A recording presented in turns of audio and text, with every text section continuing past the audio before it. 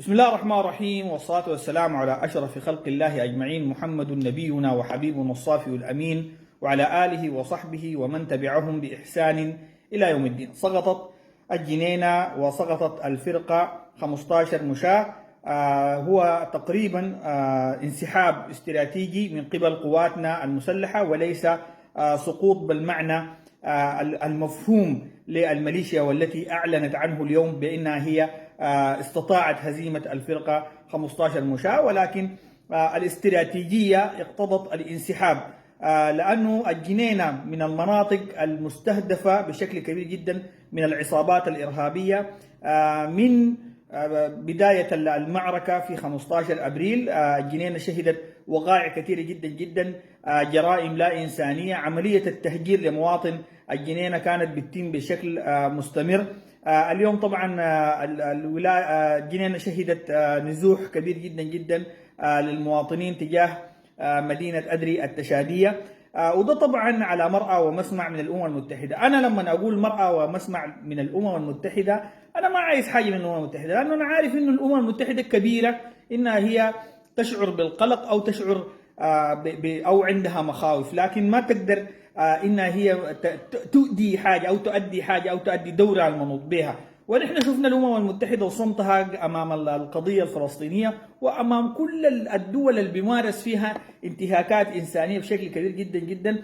أنا اعتقادي إنه الناس الآن تتجاوز المسألة دي وتتجه اتجاه ثاني، يعني خالص اتجاه متعلق ب اتخاذ قرارات صارمة للحفاظ على أمن وأمان البلاد، دون أي مراعاة لمسألة إنه الأمم المتحدة ترى أو ما ترى، تشعر بالقلق أو تشعر بالمخاوف أو المسائل دي، لأنه في النهاية الأمم المتحدة حتقعد تتفرج على الميليشيات والعصابات الإرهابية، خصوصا الآن دارفور بعد سقوط الجنينة بالتأكيد حتبقى مرتع للعصابات ومرتع للبوكو حرام. وأنا بتكلم عن بوكو حرام، عندي مقاطع شفناها خلال الأيام الفاتت موجودة وحنزلها على قناة التليجرام للشخصيات هم من البوكو حرام، هم شخصيات غير نظاميين، غير مقيدين في صفوف ولوائح الميليشيا، هم عصابات جات لقت بيئة خصبة لها إنها هي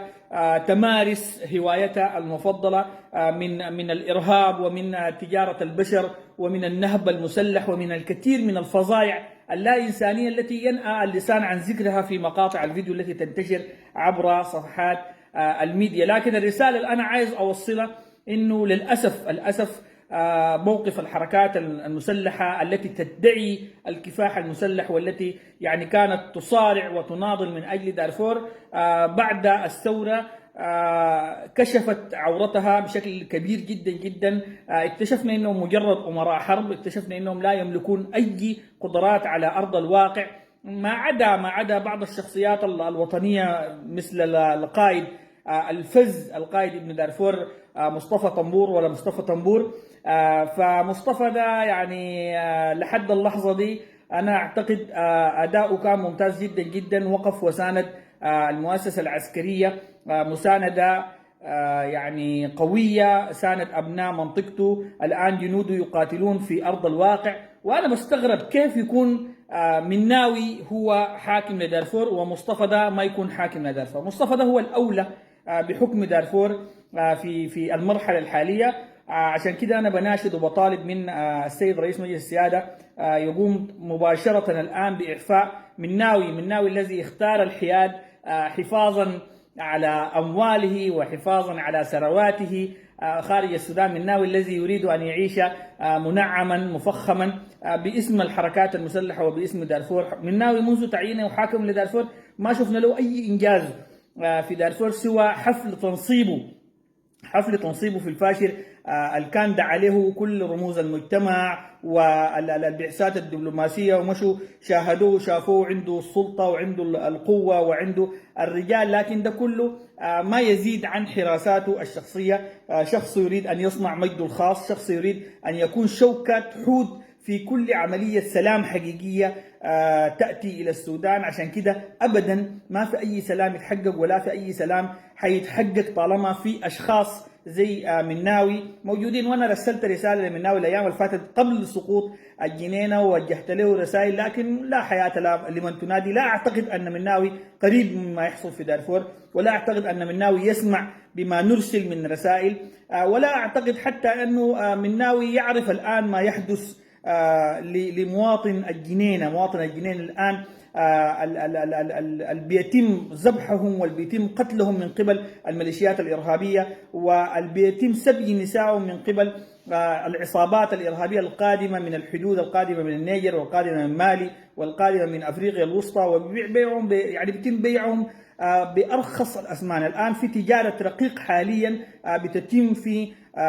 في دارفور بشكل كبير جدا جدا، وده دلالة إنه المتسبب في أزمة دارفور هم أبناء دارفور نفسهم، من الذين قالوا نحن حركات كفاح مسلح.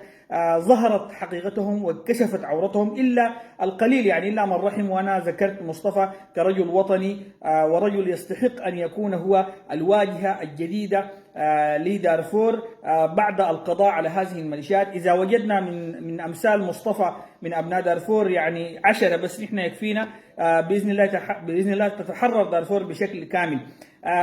الرسالة اللي أنا حابي أوجهها من خلال المقطع ده إنه بقية الولايات، ولايات السودان، ولاية الجزيرة، ولاية القضارف، ولاية كسلا، ولاية البحر الأحمر، ولاية نهر النيل، الولاية الشمالية، عليهم الآن أن يكونوا أكثر يعني حرصا على يعني محاربة ومحاسبة والقبض على العملاء والمتواطئين مع الميليشيا. أي زول شموا فيه ريحة ميليشيا ده طوالي جيبوه وتصرفوا معاه. لابد الآن تكون في بذرة بتاعت مقاومة شعبية حقيقية مستعدة لإسناد الجيش في أي لحظة بتاع الدخول للميليشيا في أي موقع من المواقع. نحن الآن دارين ننتقل من مربع الدفاع إلى مربع الهجوم. نحن عرفنا الآن مقراتهم، عرفنا الآن أماكن تواجد هذه الميليشيا. طبعا تكلمنا كلام كثير جدا جدا عن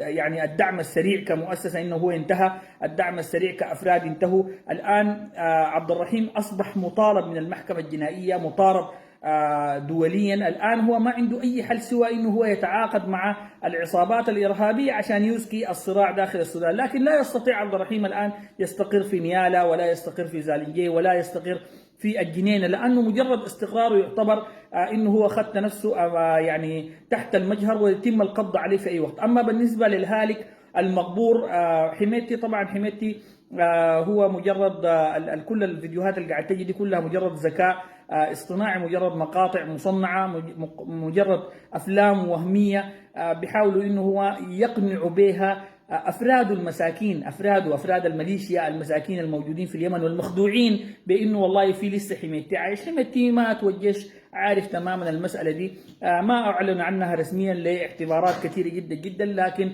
الدولة كلها مقتنعة بأنه هو مات. وقريبا بإذن الله حتظهر الفيديوهات بتاعت العملية بتاعته، لكن بعد ما تحصل أو تحدث أمور محددة من شأنها إنها يعني تنتهي من آخر يعني نار موقدة من هذه الميليشيا. الميليشيا الآن انتهت اجتماعيا، انتهت ماديا، انتهت عسكريا، بقت تستعين بعصابات. وكونها بقت تستعين بعصابات ده بيتنافى مع مطالب الديمقراطية ومطالب الحكم المدني اللي هم بيزعموها، وبيتنافى حتى مع قدرتهم على ضبط أمن وأمان واستقرار دارفور، لأنه دارفور الآن بفعل أياديهم أصبحت مرتع للعصابات الإرهابية. دارفور الآن أي منطقة هم دخلوها عاشوا فيها فسادا. آخر حاجة نيالا خربوا الاستاد، خربوا الداخليات، خربوا المستشفيات، سرقوا البنوك، أي شيء ممكن هم سيء يعملوه عملوه.